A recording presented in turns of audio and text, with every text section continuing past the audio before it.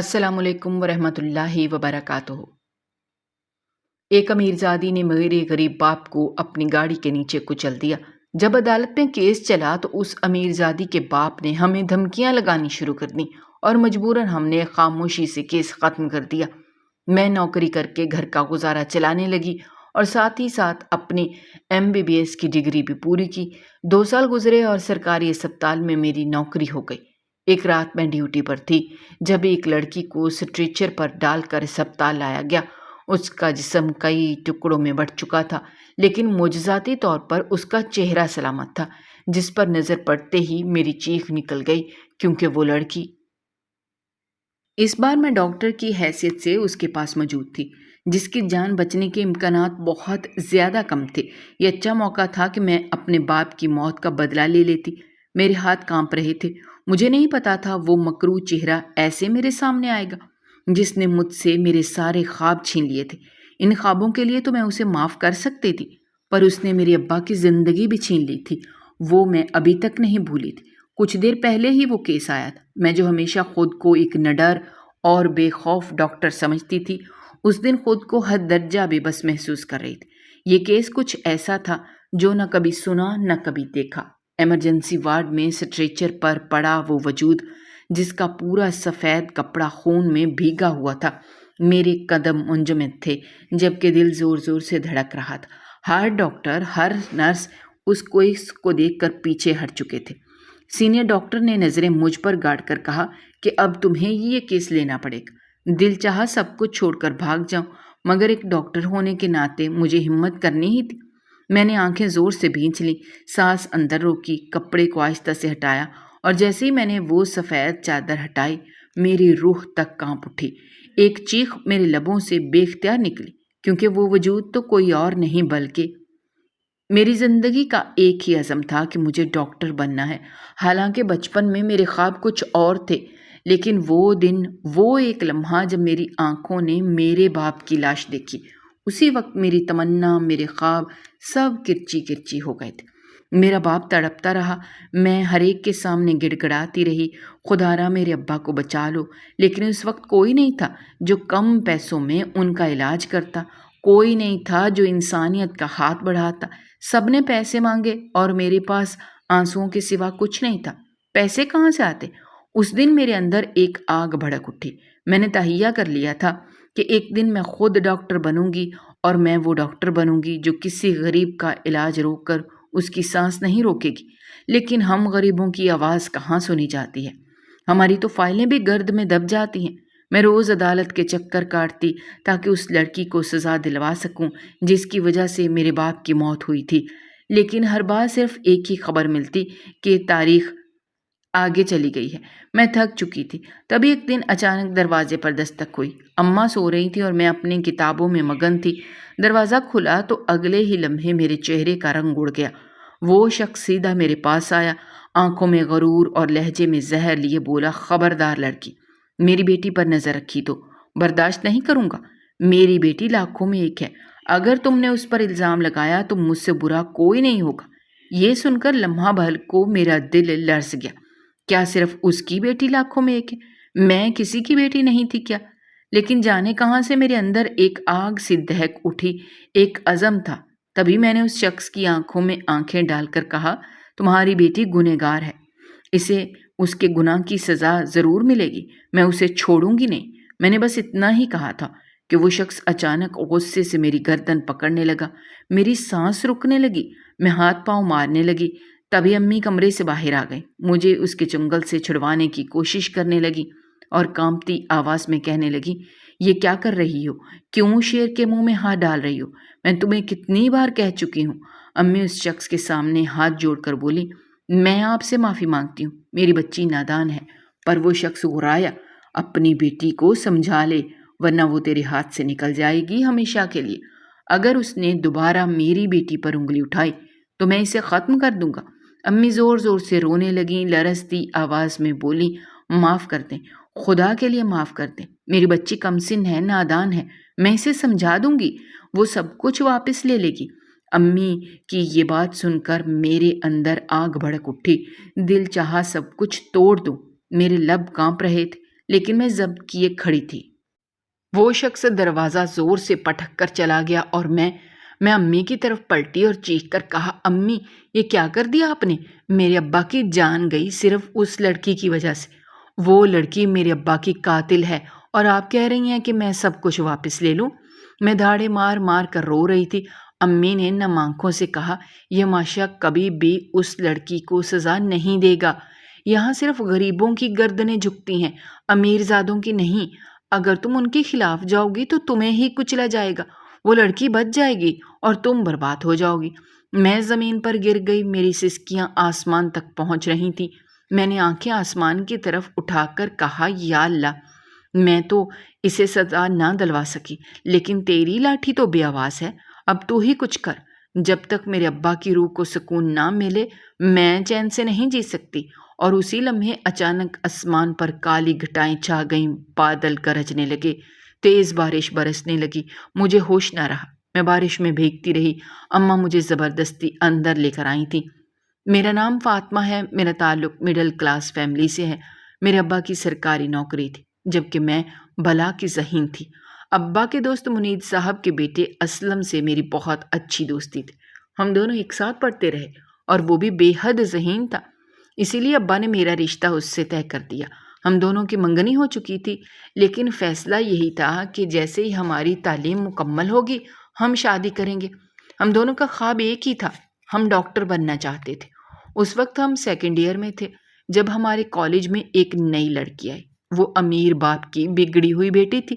اس کا باپ ایک نواب تھا اور وہ اپنی حویلی اور جاگیر کی واحد وارث تھی۔ اسے اپنی دولت اور حیثیت پر بہت غرور تھا۔ جب بھی میں اور اسلم ساتھ بیٹھتے وہ اپنی چہیتی سہیلیوں کو ہمارے پیچھے لگا دیتے۔ اسلم بلا کا خوبصورت تھا، لیکن نہایت سادہ طبیعت کا مالک تھا۔ اس نے آج تک کسی اور لڑکی سے بات نہیں کی تھی۔ میری منگنی اس سے ہو چکی تھی، اس لیے وہ مجھ سے بات چیت کر لیا کرتا تھا۔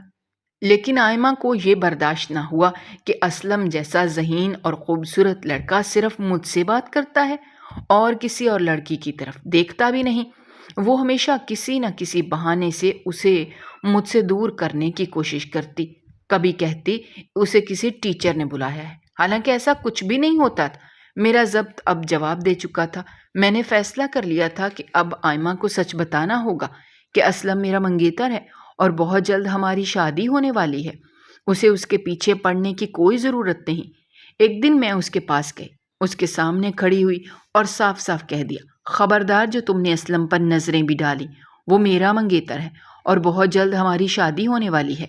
یہ سن کر آئمہ کے چہرے کا رنگ اڑ گیا۔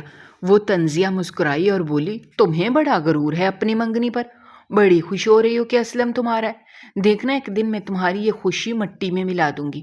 میں خاموشی سے مسکرا دی اور نرمی سے جواب دیا، جن کے ساتھ اللہ کی ذات ہو ان کا کوئی کچھ نہیں بگاڑ سکتا۔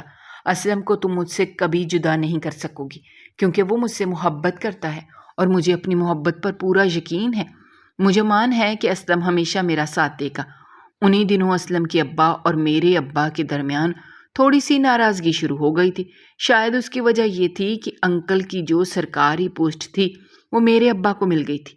وہ پوسٹ ابا نے اپنی محنت اور صلاحیت سے حاصل کی تھی، مگر منیب انکل کے دل میں شاید حسد پیدا ہو گیا تھا، اس لیے انہوں نے ابا سے بات چیت تقریباً ختم کر دی تھی۔ اس کے باوجود اسلم نے مجھ سے وعدہ کیا تھا، فاطمہ تم فکر مت کرو، ہم اپنے باپوں کی ناراضگی کے بیچ اپنی محبت کو نہیں چھوڑیں گے، شادی ہوگی، تمہاری ہی ہوگی۔ مجھے اسلم کی باتوں سے تسلی تھی، لیکن پھر ایک دن اسلم کالج نہیں آیا۔ اسی وقت سے میرے دل میں بے چینی سی پیدا ہو گئی۔ اسی دن آئمہ میرے پاس آئی اور طنز سے بولی، آج تمہارا اسلم نہیں آیا، کہاں ہے وہ؟ میں نے خود پر قابو رکھتے ہوئے کہا، ضرور کوئی پریشانی ہوگی جس کی وجہ سے وہ نہیں آ سکا، تم فکر نہ کرو، اس کے بارے میں سوچنے کی تمہیں کوئی ضرورت نہیں ہے۔ مگر ایک ہفتہ یوں ہی گزر گیا اور اسلم کالج نہیں آیا۔ میری بے چینی حد سے بڑھ چکی تھی۔ میں نے اسے کئی بار موبائل پر میسیجز کیے، مگر کوئی جواب نہیں آیا، جیسے وہ کہیں گم ہو گیا ہو، یہ شاید مجھ سے دور ہو گیا ہے۔ اب تو وہ مجھے میسیج کرنے سے بھی کترانے لگا تھا۔ پھر ایک دن میں نے ہمت کر کے ابا سے پوچھ لیا، ابا یہ سب کب تک چلے گا؟ آپ کو تو معلوم ہے کہ میری منگنی اسلم سے ہو چکی ہے، مگر اب آپ لوگ ایک دوسرے کے دشمن بن گئے۔ ابا نے میری بات سنی اور سخت لہجے میں بولے، بس ختم کر دو وہ منگنی، ہم ان لوگوں سے کوئی رشتہ نہیں رکھیں گے، بہت ہو گیا، وہ لوگ صرف پیسوں کے بھوکے ہیں۔ اسلم نے تم سے جو وعدے کیے وہ سب بیکار تھے، اس نے وہ وعدے توڑ دیے ہیں۔ یہ سن کر میرے پیروں تلے تو جیسے زمین نکل گئی، میں ششدر رہ گئی تھی۔ میں ابا سے کہنے لگی، نہیں ایسا نہیں ہو سکتا، آپ کو کوئی غلط فہمی ہوئی ہے۔ لیکن جیسے ہی میں نے یہ کہا، 2 مہینے بعد اسلم کالج آیا، مگر جس کے ساتھ وہ آیا اسے دیکھ کر میرے پیروں تلے سے زمین نکل گئی۔ وہ اکیلا نہیں تھا بلکہ آئمہ کے ساتھ تھا۔ آئمہ میرے پاس آئی، چہرے پر طنزیہ مسکراہٹ لیے اور بولی، دیکھو تو صحیح، میرے منگیتر سے ملو، یہ اسلم ہے اور ہم کچھ دن پہلے ہی منگنی کر چکے ہیں۔ یہ سن کر تو جیسے میرے سر پر آسمان گر گیا، میں صدمے میں تھی۔ اگلے لمحے میں نے آگے بڑھ کر آئمہ کے منہ پر زوردار تھپڑ مارا، وہ چیختی ہوئی بولی، اوندے منہ فرش پر جا گری۔ اسی لمحے اسلم میرے پاس آیا، میری کلائی زور سے پکڑی اور غصے سے بولا، یہ تم نے کیا حرکت کی ہے فاطمہ؟ یہ کالج ہے، کوئی میدان جنگ نہیں ہے۔ مجھے لگا جیسے وہ اپنے ہوش میں نہیں۔ میں حیرانی سے اسے دیکھتی رہی اور دھیمی آواز میں بولی، اسلم تم ہوش میں تو ہو، یہ کیسی باتیں کر رہے ہو؟ وہ مزید غصے سے بولا، یہ بالکل ٹھیک کہہ رہی، یہ میری منگیتر ہے اور بہت جلد ہماری شادی ہونے والی ہے۔ یہ سن کر میری دنیا اندھیر ہو گئی، جیسے میں سن ہو گئی تھی۔ میں بوجھل قدموں سے گھر واپس آئی، میری حالت ایسی تھی کہ کچھ سمجھ نہیں آ رہا تھا۔ اسی رات مجھے اچانک ایک میسج موصول ہوا، تم نے مجھ پر ہاتھ اٹھا کر اچھا نہیں کیا، اب میں تم سے سب کچھ چھین لوں گی، تمہاری محبت، تمہارا پیار تو چھین ہی لیا ہے، لیکن اب بہت جلد تمہارے اپنوں کو بھی چھین لوں گی۔ یہ میسج پڑھ کر میرا رنگ اڑ گیا، مجھے سمجھ نہیں آ رہا تھا کہ کیا کروں۔ ابا اس وقت گھر پر نہیں تھے۔ میں نے امی سے پوچھا، امی ابا کہاں گئے ہیں؟ واپس کیوں نہیں آ رہے؟ شام ہو گئی ہے۔ امی بولی، وہ کسی ضروری کام سے گئے تھے، جلد آ جائیں گے۔ مگر رات کے 11 بج گئے اور اس کے بعد جو ہمارے گھر آیا وہ ابا کا تابوت تھا۔ وہ منظر میری آنکھوں کے سامنے تھا، میرا دل پھٹنے کو تھا۔ لوگوں نے بتایا کہ ابا کو کسی وڈیرے کی بیٹی کی گاڑی نے کچل دیا تھا اور ایسا لگتا تھا کہ یہ سب کچھ پہلے سے منصوبہ بندی کے تحت کیا گیا تھا۔ یہ سن کر میرے اندر آگ بھڑک اٹھی، میں چیخ رہی تھی، رو رہی تھی، چلا رہی تھی، مگر کسی میں اتنی ہمت نہیں تھی کہ میرے ابا کی لاش کو اسپتال لے جاتا۔ ابا کی لاش سڑک پر پڑی تھی، کچھ نیک دل لوگوں نے پہچان کر ہمیں اطلاع دی اور لاش گھر لے آئے۔ مجھے یقین نہیں آ رہا تھا کہ میرے ابا ہمیشہ کے لیے مجھے چھوڑ گئے تھے اور یہ سب اس لڑکی کی وجہ سے ہوا تھا۔ میں نے فیصلہ کر لیا تھا کہ یہ معاملہ کورٹ تک لے کر جاؤں گی۔ میں عدالت کے چکر کاٹنے لگی، مگر جلد ہی معلوم ہوا کہ آئمہ نے پیسے دے کر وکیلوں کو خرید لیا ہے۔ میرے لیے سب سے زیادہ تکلیف دہ بات یہ تھی کہ اسلم بھی آئمہ کے ساتھ تھا، پیسوں نے اسے خرید لیا تھا۔ اس کے ابا نے میرے ابا سے دشمنی کی آگ میں ہماری منگنی توڑوا دی تھی اور آئمہ سے رشتہ کر دیا۔ آئمہ تو پہلے ہی اسلم کے گھر رشتہ لے کر جا چکی تھی۔ منیب انکل نے دولت کی چمک میں آ کر اپنے بیٹے کی منگنی آئمہ سے کروا دی تھی، اور پھر وہ دن بھی آیا جب ان دونوں کا نکاح ہو چکا تھا۔ پولیس آئمہ کو گرفتار کر کے لے گئی تھی، لیکن اس کے باپ نے پیسے دے کر اسے جیل سے چھڑا لیا۔ وہ ہمارے گھر آ گیا، ہمیں دھمکی دے کر واپس چلا گیا۔ اماں کو میری جان کے لالے پڑ گئے۔ انہوں نے مجھے سمجھایا، بیٹی شیر کے منہ میں ہاتھ مت ڈالو، اس سے کچھ حاصل نہیں ہوگا، مگر مجھے سمجھ نہیں آ رہی تھی کہ میں کیا کروں۔ میرا بس ایک ہی خواب تھا، مجھے ڈاکٹر بننا تھا، وہ خواب جو میں اسلم کے ساتھ دیکھا کرتی تھی۔ اب اس کے خوابوں کی جگہ دولت نے لے لی تھی، لیکن میرے خواب وہی کے وہی تھے۔ 3-4 سال کی محنت کے بعد میں آخر کار ڈاکٹر بن گئی۔ اب میں سرکاری اسپتال میں نوکری کر رہی تھی اور اپنی اماں اور گھر کا خرچ چلا رہی تھی۔ میں نے سب کچھ اللہ پر چھوڑ دیا تھا۔ ایک دن اسپتال میں اپنی ڈیوٹی پر موجود تھی۔ یہ ایک سرکاری اسپتال تھا جہاں اکثر پسماندہ طبقے کے مریض آتے تھے۔ اس روز ایک مریض کو لایا گیا جس کی حالت بہت ہی نازک تھی۔ لوگ ترس بھری نگاہوں سے اسے دیکھ رہے تھے۔ کوئی کہہ رہا تھا، یہ لاش ایک ویران سڑک سے ملی ہے، پتہ نہیں اس کے ساتھ کیا ہوا۔ مجھے بھی کچھ سمجھ نہیں آ رہا تھا۔ لاش پر سفید کپڑا تھا، کوئی بھی اس کا چہرہ نہیں پہچان سکا تھا۔ میں نے کچھ سوچ کر آہستہ سے کپڑا ہٹایا تو میری چیخ نکل گئی۔ آئمہ تھی۔ مجھے یقین نہیں آ رہا تھا کہ میں اس کا چہرہ اتنے سال بعد اس طرح دیکھوں گی۔ وہ آئمہ تھی، وہی آئمہ جس نے میری زندگی اجاڑ دی تھی، جس نے میرے ابا کو مجھ سے چھینا تھا۔ لوگ کہہ رہے تھے یہ لڑکی نشے کی حالت میں گاڑی چلا رہی تھی۔ تب مجھے یاد آیا نشے میں گاڑی چلانا تو اس کی پرانی عادت تھی۔ ایک بار پہلے بھی اس نے نشے میں میرے ابا کو کچل دیا تھا۔ میں ابھی اس کا معائنہ کر رہی تھی کہ اچانک ایک درد بھری آواز نے میرے ہوش اڑا دیے۔ آئمہ، آئمہ! میں نے پیچھے مڑ کر دیکھا تو وہ اسلم تھا۔ میرا چہرہ ماسک میں چھپا ہوا تھا، لیکن میں اسے پہچان چکی تھی۔ وہ رو رہا تھا، ہاتھ جوڑ کر کہہ رہا تھا، میری بیوی کی حالت ٹھیک ہے نا؟ میرا بچہ بچ جائے گا، پلیز اسے بچا لیں۔ مجھے کچھ سمجھ نہیں آ رہا تھا۔ یہ وہی اسلم تھا جس سے میں محبت کرتی تھی، جس سے میں شادی کرنے والی تھی، لیکن اب وہ مجھے پہچان بھی نہیں رہا تھا۔ اسی لمحے ایک نرس کی آواز آئی، مریض کی سانسیں چل رہی ہیں۔ یہ سن کر سب کچھ جیسے رک سا گیا۔ پھر آئمہ کو ایمرجنسی وارڈ میں منتقل کر دیا گیا۔ میں بھی اندر جانے لگی تو پیچھے سے ایک آواز آئی، بات سنیں ڈاکٹر صاحبہ۔ میں پلٹ کر کھڑی ہو گئی۔ وہ میرے پاس آیا، میرے ہاتھ تھام کر بولا، دیکھیے، میری بیوی سے زیادہ مجھے میرے بچے کی جان پیاری ہے۔ بس میرا بچہ بچ جائے، میری بیوی کو کچھ بھی ہو، مجھے اس کی پرواہ نہیں۔ یہ سن کر مجھ پر جیسے سکتہ طاری ہو گیا۔ میں چپ چاپ وارڈ کے اندر چلی گئی۔ میرے پاس موقع تھا، میں چاہتی تو اپنے ابا کی جان کا بدلہ لے سکتی تھی۔ مجھے پہلے لگا کہ شاید وہ مر چکی ہے، لیکن جب میں نے اس کی سانسیں چیک کیں تو پتہ چلا کہ وہ ابھی زندہ ہے۔ جیسے ہی میں نے مانیٹر پر نظر ڈالی، اس کے دل کی دھڑکن ایک دم سیدھی لائن میں تبدیل ہو گئی تھی، یعنی اب وہ اس دنیا میں نہیں رہی تھی۔ پھر میری توجہ اس کے پیٹ کی طرف گئی۔ میں نے معائنہ کیا تو بچے کے دل کی دھڑکن بالکل نارمل تھی۔ یہ کسی معجزے سے کم نہیں تھا۔ اسلم کی باتیں میرے ذہن میں گونج رہی تھیں، بچے کو کچھ نہیں ہونا چاہیے، میری بیوی کو کچھ بھی ہو، مجھے اس کی پرواہ نہیں۔ میں سوچ رہی تھی، کیا یہی موقع ہے جو قدرت نے مجھے دیا ہے؟ کیا یہی صحیح بدلہ ہے؟ میں اسلم کو احساس دلانا چاہتی تھی کہ جب اپنا کوئی ہمیشہ کے لیے بچھڑ جائے تو کیسا دکھ ہوتا ہے۔ اسی دوران لیڈی ڈاکٹر بار بار مجھ سے کہہ رہی تھی، ڈاکٹر فوری آپریشن کریں، بچے کی بات جان بچ سکتی ہے۔ ہم آپ کے حکم کا انتظار کر رہے ہیں، آپ کیوں خاموش ہیں؟ کیا آپ کو بچے کی جان کی پرواہ نہیں؟ وہ مجھے جھنجھوڑ رہی تھی، مگر میرے ذہن میں صرف اسلم کے الفاظ گونج رہے تھے۔ مجھے ایسا لگا جیسے اسلم کے دل میں میرے لیے نفرت مزید بڑھ گئی ہے، لیکن میں نے فیصلہ کر لیا تھا کہ میں اسے سبق سکھا کر رہوں گی، اور پھر میں نے وہی کیا جو میرے دل نے کہا۔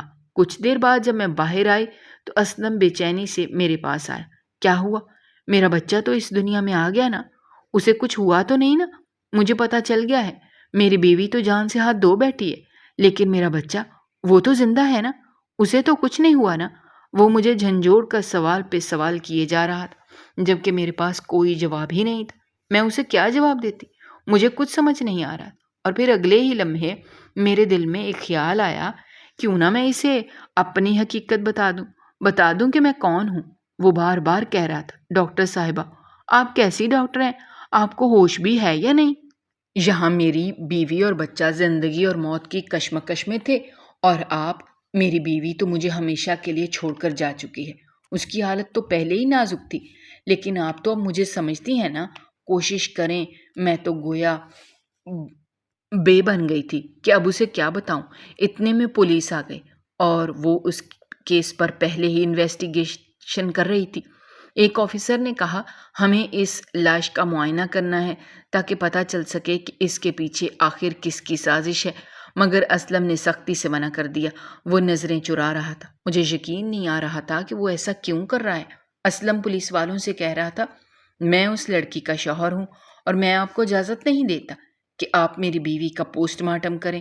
ہمیں کسی تحقیق کی ضرورت نہیں۔ جبکہ پولیس بار بار اصرار کر رہی تھی، دیکھیے، ہم اس لڑکی کو جانتے ہیں، اس کا والد کسی کام کے سلسلے میں شہر سے باہر گیا ہوا ہے، وہ جلد ہی واپس آ جائے گا، اس لیے ہمیں پوسٹ مارٹم کرنا ضروری ہے۔ مگر اسلم غصے سے دھاڑ اٹھا، میں اس کا شوہر ہوں، میں نے کہا نا مجھے اپنی بیوی کا پوسٹ مارٹم نہیں کروانا، تو بس نہیں کروانا، جائیے یہاں سے۔ پولیس والے وہاں سے چلے گئے، مگر مجھے یقین نہیں آ رہا تھا۔ ایسا لگ رہا تھا جیسے دال میں کچھ کالا ہے۔ اسلم کو چھپا رہا تھا۔ وہ اسلم نہیں لگ رہا تھا جو میرے ساتھ رہتا تھا۔ نہایت سیدھا سادہ اور بھولا بھالا انسان ہوتا تھا، لیکن اب وہ کچھ اور ہی تھا۔ میں نہیں جان سکی کہ اس کے ذہن میں اس وقت کیا چل رہا تھا۔ پولیس کے جاتے ہی وہ میرے سامنے آیا اور غصے سے بولا، اگر میرے بچے کو کچھ بھی ہوا تو میں تمہیں جان سے مار دوں گا، میں تمہیں چھوڑوں گا نہیں۔ اس کی یہ دھمکی مجھ سے برداشت نہ ہوئی۔ اتنا کہہ کر وہ اندر جانے لگا، مگر میں نے اسے روک لیا۔ رکو اسلم۔ میری آواز سن کر وہ ایک دم رک گیا اور تڑپ کر پیچھے مڑا، میری آنکھوں میں جھانکنے لگا۔ شاید اس نے پہلی دفعہ میری آنکھوں میں جھانک کر دیکھا تھا۔ پھر ایک پل میں جیسے پہچان گیا، میرے قریب آیا اور چہرے سے آہستہ سے ماسک ہٹا کر دور پھینک دیا۔ اس کی زبان سے نکلا، فاطمہ۔ مجھے دیکھ کر اس کے چہرے پر ہوائیاں اڑنے لگیں۔ ہاں، میں فاطمہ۔ کیا ہوا؟ مجھے دیکھ کر خوشی نہیں ہوئی؟ مجھے لگا تم مجھے یاد کرو گے۔ تمہیں تو مجھے یاد رکھنا چاہیے تھا۔ تم نے اپنی بیوی کے ساتھ مل کر میری پوری زندگی برباد کر دی۔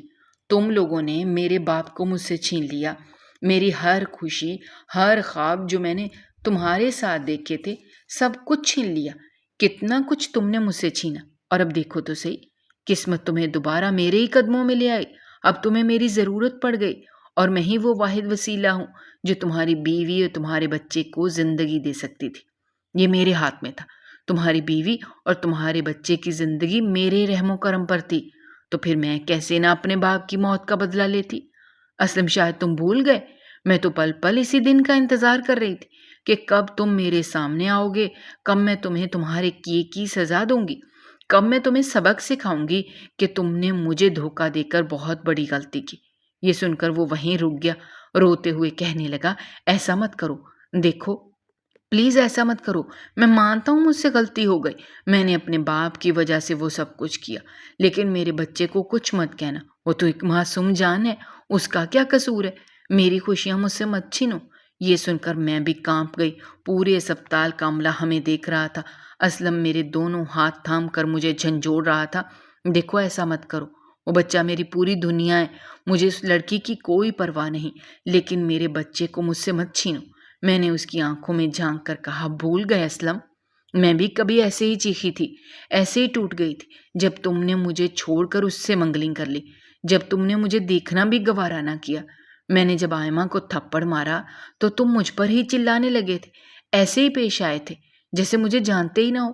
تم نے مجھے صفائی دینے کا موقع تک نہیں دیا، یہ تک نہیں بتایا کہ تم ایسا کیوں کر رہے ہو۔ اس وقت میرا دل بھی ایسے ہی ٹوٹا تھا، میں بھی روئی تھی بلک بلک کر، لیکن تم نے ایک پل کے لیے بھی میری پرواہ نہیں کی۔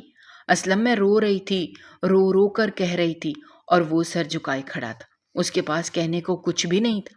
میں نے اپنے آنسو صاف کیے، دل تھام کر بولی، واپس چلے جاؤ اسلم، تمہاری بیوی یہیں سے آگے پہنچ گئی ہے، اور ہاں، تمہارا بچہ، وہ بھی اب تم سے دور ہو چکا ہے۔ میں نے اپنے باپ کی موت کا بدلہ تم سے لے لیا، لیکن کسی کے پاس اس کا کوئی ثبوت نہیں ہوگا۔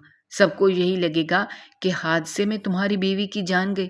اسلم صفائی دینے لگا، کہنے لگا، وہ اپنے باپ کی زبان کا پابند تھا، بے بس ہو گیا تھا، اس کے باپ نے اس سے وعدے پر مجبور کر دیا، یہاں تک کہ اپنی جان دینے کی دھمکی دی تھی کہ اگر اس نے آئمہ سے رشتہ نہ جوڑا تو وہ خودکشی کر لے گا، مگر مجھے اس کی کوئی صفائی سننے کی ضرورت نہیں تھی۔ اسلم وہاں سے چلا گیا۔ تب اچانک ایک نرس میرے پاس آئی، اس کے ہاتھوں میں وہی بچہ تھا جو رو رہا تھا، اسے ماں کے دودھ کی ضرورت تھی۔ میں نے اسے تھام لیا اور سیدھا اپنے گھر آ گئی۔ اماں نے جب میری گود میں بچہ دیکھا تو حیران ہو کر بولی، یہ بچہ کس کا ہے؟ کہاں سے لائی ہو اسے؟ میں نے اماں کو کچھ نہ بتایا، بس خاموشی سے فریج سے دودھ نکالا اور اسے پلانے لگی۔ وہ بہت رو رہا تھا۔ میں نے 2-3 دن تک سنبھالنے کی بہت کوشش کی، لیکن اماں کو سچ بتانا بھی ضروری تھا۔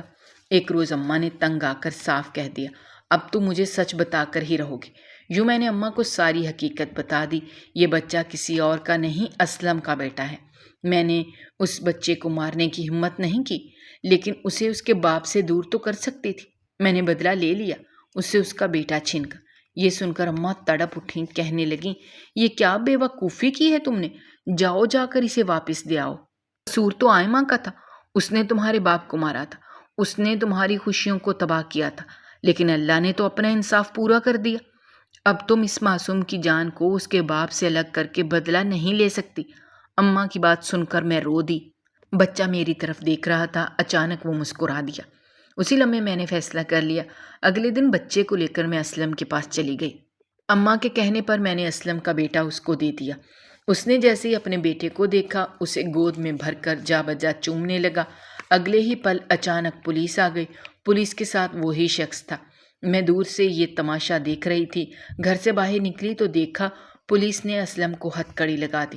وہ شخص غصے سے چیخا، اس نے میری بیٹی کو جان سے مارا ہے، اسے لے جاؤ یہاں سے، ایسی سزا دینا کہ ساری زندگی یاد رکھے۔ اس نے میری بیٹی سے ساری جائیداد چھینی اور میری بیٹی کو بھی اسی نے مارا ہے۔ اسلم جس نے ابھی اپنے بچے کو محض 2 منٹ کے لیے سینے سے لگایا تھا، اس کا بچہ ایک دفعہ پھر اس سے جدا ہو گیا، لیکن اس بار ہمیشہ ہمیشہ کے لیے وہ اس سے دور ہوا تھا۔ پولیس اسے لے کر چلی گئی۔ وہ شخص جو بچے کا نانا تھا اسے اٹھا چکا تھا، لیکن اگلے لمحے بے دردی سے اسے وہیں چھوڑ دیا۔ نفرت سے بولا، تو میرا خون نہیں ہے، تو اس شخص کا خون ہے، اس سے میں اپنی بیٹی کی ضد کی وجہ سے اپنی بیٹی کی شادی کروائی تھی، ورنہ تو یہ غریب تھا، پر اس نے میری بیٹی کو دھوکہ دیا۔ اگر تو میرا خون ہوتا میں تجھے اپنے ساتھ رکھتا۔ مجھے یقین نہیں آ رہا تھا یہ شخص اس بچے کا نانا ہے۔